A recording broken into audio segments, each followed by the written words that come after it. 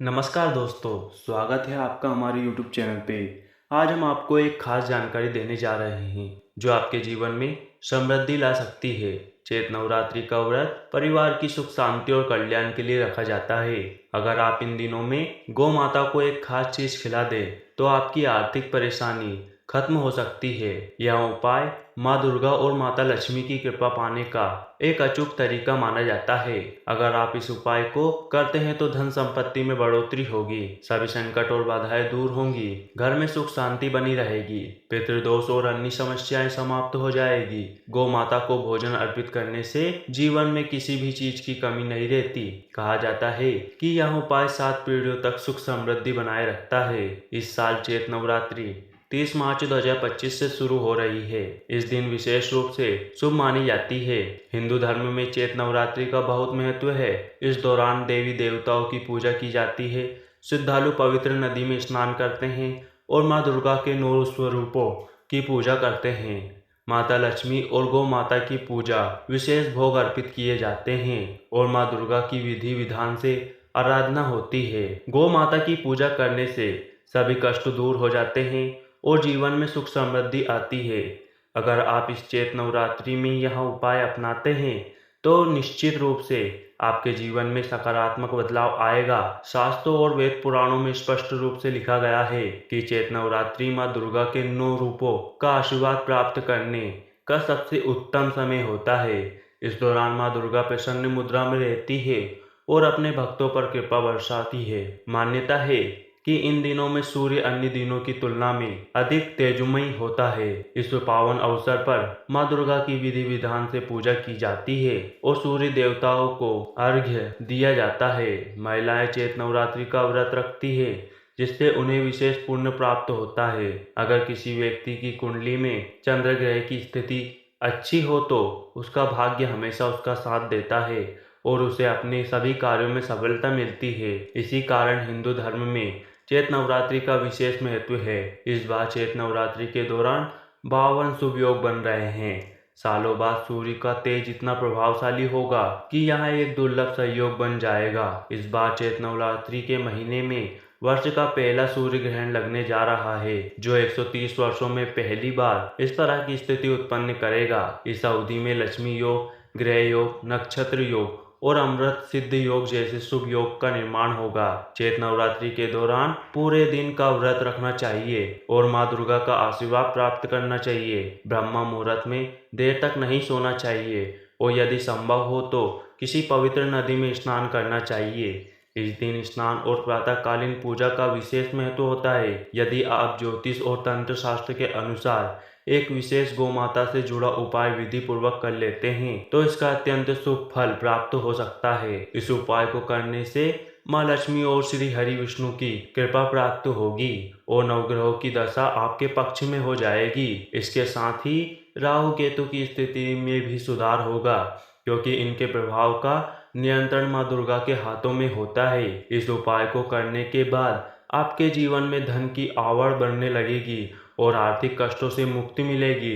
अगर माँ दुर्गा और माँ लक्ष्मी की कृपा प्राप्त हो जाए तो किसी भी व्यक्ति को धनवान बनने से कोई शक्ति नहीं रोक सकती। अब आपके मन में यह सवाल आ रहा होगा कि गौ माता को ऐसा क्या खिलाने पर यह लाभ प्राप्त हो सकता है। आपने देखा होगा कि दिवाली, धनतेरस या नवरात्रि की पूजा के दौरान गौ माता को विशेष रूप से भोग अर्पित किया जाता है। कई परिवारों में गौ माता को 2 पूरियां अर्पित करने की परंपरा है। इसलिए आपको इस उपाय को चैत्र नवरात्रि के दिनों में करना चाहिए और सूर्यदेव को अर्घ्य देकर उनकी विधि विधान पूजा करनी चाहिए। इस वीडियो में हम आपको गौ माता से जुड़े ऐसे उपायों के बारे में बताएंगे जिन्हें करने से आपके जीवन में दुख, संकट और बाधाएं समाप्त हो सकती है और आपकी सफलता के मार्ग की सभी रुकावटें दूर हो सकती है और इसे करने से आपकी सभी परेशानियों से छुटकारा मिलने वाला है।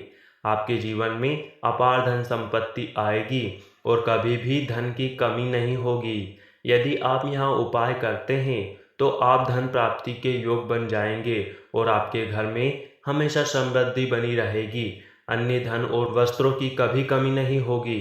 चैत्र नवरात्रि में माँ दुर्गा की पूजा के साथ साथ हनुमान जी, मंगल देवता और भगवान शनि देव की भी पूजा करनी चाहिए। यदि आप इस दिन हनुमान जी, मंगल देव और शनि देव की पूजा करते हैं तो मंगल ग्रह संबंधित दोष दूर हो जाता है। इससे व्यक्ति के जीवन में धन संपत्ति का आगमन होता है और सभी मनोकामनाएं पूर्ण हो जाती है। हम आपको यह उच्च जानकारी निःशुल्क दे रहे हैं क्योंकि हमारा उद्देश्य जनहित में सेवा करना है। इसीलिए यदि आपको यह जानकारी उपयोगी लगे तो इस वीडियो को जरूर लाइक करें। साथ ही हम आपसे अनुरोध करते हैं कि कमेंट में अपनी राशि जरूर लिखें ताकि हम चैत्र नवरात्रि के दौरान आपकी राशि के अनुसार खास उपाय बता सके जिससे आपको अधिक लाभ मिले। कमेंट में जय गौ माता जरूर लिखें। अब हम आपको एक महत्वपूर्ण उपाय बता रहे हैं जिसे आपको चैत्र नवरात्रि में जरूर करना चाहिए। गाय से जुड़े उपाय बताने से पहले एक और प्रभावशाली उपाय जान लीजिए। शाम के समय पीपल के पेड़ के नीचे सरसों के तेल का चौमुखी दीपक जलाएं। इसके लिए आटे का दीपक बनाएं और उससे 4 बातियां लगाएं। दीपक में 2 साबुत लौंग डालें और इसे जलाकर अपनी मनोकामना मांगे। इसे जलाकर वही छोड़ दें और देखिए कैसे आपके जीवन में सकारात्मक बदलाव आता है। यदि आपने अभी तक हमारे चैनल को सब्सक्राइब नहीं किया है तो जरूर कर ले ताकि आपको आगे भी ऐसी ज्ञानवर्धक जानकारी मिल सके। अब बात करते हैं गौमाता से जुड़े उन उपायों की जिन्हें करने से व्यक्ति को 60 पीढ़ियों तक धन और समृद्धि की कोई कमी नहीं होती। सभी दुख दर्द कष्ट दूर हो जाते हैं और जीवन में सुख शांति बनी रहती है। चैत्र नवरात्रि के दिन माँ दुर्गा की विधि पूर्वक पूजा करें और गौ माता की पूजा अवश्य करें।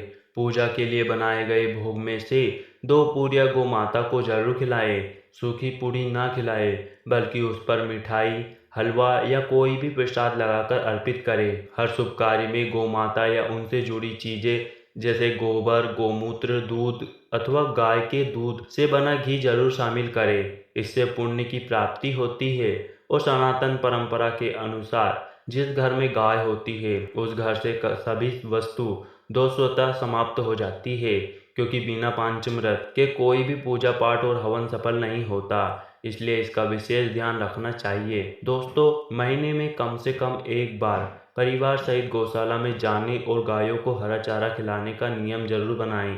इससे सभी वस्तु दोष शांत हो जाते हैं। आपने हमारे चैनल पर आपको हमेशा सही जानकारी ही देता है। गर्मियों में गौ माता को पानी पिलाना और सर्दियों में उन्हें गुड़ खिलाना बहुत शुभ माना जाता है। खासतौर पर चैत्र नवरात्रि के दिन गौ माता से गुड़ जरूर खिलाएं। गर्मियों में गाय को गोदाना भी खिलाना चाहिए। गौ माता को अनेक देवी देवताओं का वास माना जाता है। इनसे जुड़े कई शुभ और अशुभ संकेत भी होते हैं। अगर दूध निकालते समय गाय अचानक ठोकर मार दे और सारा दूध बिखर जाए तो यहाँ अपशगुन माना जाता है। वहीं यदि कोई व्यक्ति यात्रा पर निकल रहा है और उसे सामने गाय अपने बछड़े को दूध पिलाती हुई दिख जाए तो वह शुभ संकेत होता है और यात्रा सफल मानी जाती है। गाय की आवाज़ सुनना भी शुभ माना जाता है, खासकर जब यात्रा के समय या रात्रि के में गाय हुकार भरे। लेकिन ध्यान रखें, गाय के साथ कभी भी बुरा व्यवहार ना करें। गाय को राष्ट्रीय पशु बनाए जाने की चर्चा चल रही है लेकिन कई लोग इनके साथ खराब व्यवहार करते हैं। जैसे ही गाय दूध देना बंद कर देती है कुछ लोग उन्हें सड़कों पर छोड़ देते हैं। कई बार इन्हें डंडे से मारे जाते हैं या उन पर पानी डाला जाता है जिससे वे बीमार होकर दम तोड़ देती है। शास्त्रों के अनुसार गाय को कभी भी मारना पीटना नहीं चाहिए। गाय को माता का दर्जा दिया गया है और जो व्यक्ति गाय को कष्ट देता है वह भारी पाप भागी बनता है। गौतम मुनि की कथा में भी यह उल्लेख मिलता है कि उन्होंने गलती से एक गाय को डंडा मार दिया था जिससे गाय की मृत्यु हो गई थी। इस पाप से मुक्ति पाने के लिए उन्होंने वर्षों तक कठोर तपस्या की थी कि उन्होंने बेल रूप से में आए वृद्ध असुर का वध किया था, जिससे मुक्त होने के लिए भगवान श्री कृष्ण की कथा में भी मिलता है।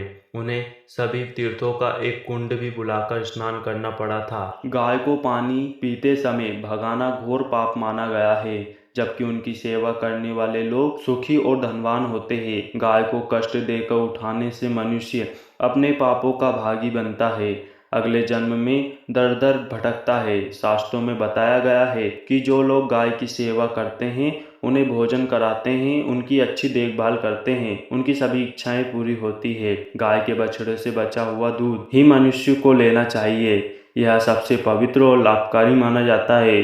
परंतु कुछ लोग गाय को एक बार दूध निकालने के बाद बछड़े के लिए बचा हुआ दूध भी निकाल देते हैं, जो भी बहुत बड़ा पाप माना जाता है। ऐसा करने से व्यक्ति को नकारात्मक परिणाम भुगतने पड़ते हैं। शास्त्रों में कहा गया है कि गोवंश यानी गाय और बैल की पीठ पर नहीं बैठना चाहिए। ऐसा करने से महापाप लगता है और ऐसे व्यक्ति को नरक में कष्ट भोगना पड़ता है। नंदी ने भी अपनी इच्छा से महादेव की सवारी बनना स्वीकार किया था, इसलिए वहाँ अपवाद है। गाय को दान बहुत पुण्यदायी माना जाता है, लेकिन बीमार या बूढ़ी गाय का दान नहीं करना चाहिए। कठोपनिषद में नचिकेता की कथा में भी बताया गया है कि उन्होंने अपने पिता द्वारा बूढ़ी गायों के दान पर आपत्ति जताई थी।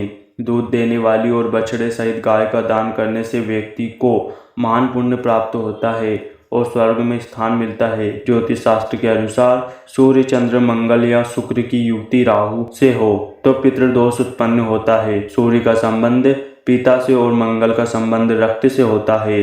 इसलिए यदि सूर्य का शनि, राहु या केतु की दृष्टि हो या मंगल की युति राहु केतु से हो तो यह दोष बनता है। पितृदोष से जीवन में संघर्ष बढ़ जाता है। यदि यह दोष हो तो रोज या चैत नवरात्रि के किसी दिन गाय को रोटी, गुड़ या चारा खिलाने से इसका निवारण होता है। हर शुभ और मांगलिक कार्य में गौ माता को या उनसे जुड़ी चीजें जैसे गाय का गोबर, गोमूत्र, दूध या दूध से बना घी शामिल करना चाहिए। इससे पुण्य की प्राप्ति होती है। यदि यह उपाय आपको अच्छे लगे हो तो इस जानकारी को अधिक से अधिक लोगों तक पहुंचाएं। हमारा चैनल आपको हमेशा उपयोगी और महत्वपूर्ण जानकारी प्रदान करता है।